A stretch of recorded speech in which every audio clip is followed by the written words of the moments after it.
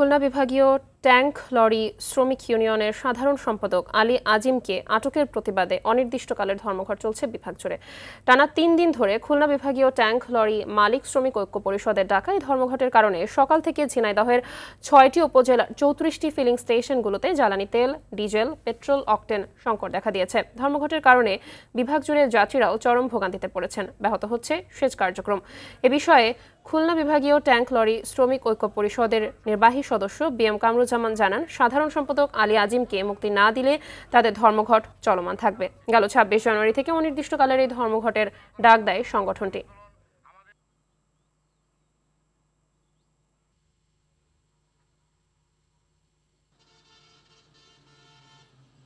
আসার পথে ৩-৪টা তেল পাম্পে অবস্থান করছিলাম তেল নেওয়ার জন্য, কিন্তু আসলে তেল পাচ্ছি না, কারণ আমার বাসায় নিয়ে যেতে হবে ঠেলতে।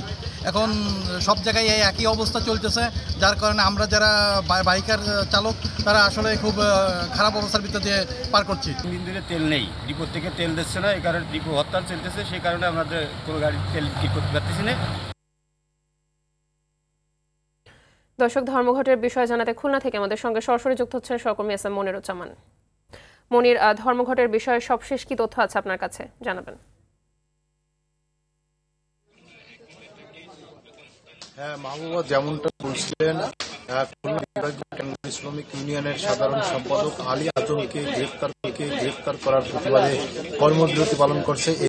আজ ৩য় দিনে এখন পর্যন্ত কিন্তু তাদের কর্মবিরতি চলছে, যার ফলে খুলনার যে 3টি ডিপো রয়েছে পদ্মা, মেঘনা, যমুনা, এই ডিপোগুলো থেকে কিন্তু কোনো পেট্রোল পাম্প মালিক এসে তেল উত্তোলন করতে পারছে না, যার ফলে কিন্তু খুলনার 10 জেলায় এবং বৃহত্তর ফরিদপুরের 5 জেলায় তেল না যে অনেক তেল পাম্প কিন্তু ইতিমধ্যে বন্ধ হয়ে গিয়েছে বলে আমি জানতে পেরেছি। সেই সঙ্গে শীত মৌসুমে সবজি সহ ধান খেতে যে সেচ দেওয়া হয় সেই সেচও কিন্তু অনেকটা বিঘ্নিত হচ্ছে তেলের অভাবে। তবে এই অবস্থা যদি চলতে থাকে আগামী কাল থেকে কিন্তু এই অঞ্চলে প্রায় প্রতিটি পেট্রোল পাম্পই বন্ধ হয়ে যাবে বলে অনেকে ধারণা করছেন। আপনাকে আরও জানিয়ে রাখি, আলী আজমকে আজ খুলনা মেট্রোপলিটন ম্যাজিস্ট্রেট আদালতে উঠানো হয়েছিল, কিন্তু আজ তার জামিন দেওয়া হয়নি, যার ফলে কিন্তু শ্রমিক নেতারা আবারও বলেছেন যে তার যতদিন জামিন না হবে তাদের এই কর্মবিরতি একটানা চলতে থাকবে বলে তারা জানিয়েছেন। আমি এই মুহূর্তে দাঁড়িয়ে আছি নগরীর খালিশপুরস্থ পদ্মা গেট এলাকায়। পদ্মা তেল ডিপো, এই ডিপো থেকে খুলনার সহ আশপাশের সকল জেলায় যে তেল সরবরাহ করা থাকে, এইখানে তেল ডিপো খোলা থাকলেও কোনো সকাল থেকে কোনো গাড়ি আসেনি এবং কোনো ট্যাঙ্ক লরিতে কোনো তেল উত্তোলন করেনি, তার ফলে কিন্তু খুলনা বিভাগ সহ আশপাশের সকল জেলার যে সকল তেলের পাম্প রয়েছে তারা অনেকটা